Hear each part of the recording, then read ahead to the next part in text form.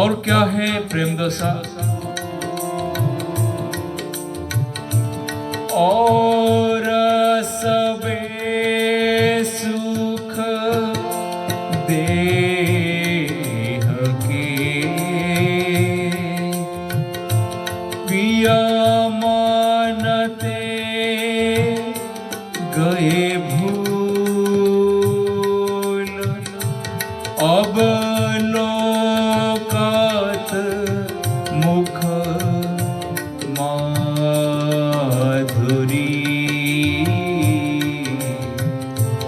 रहे प्रेम रस झूल, रहे प्रेम रस झूल। श्री श्याम सुंदर अपने संपूर्ण देह सुखों को भूल गए हैं।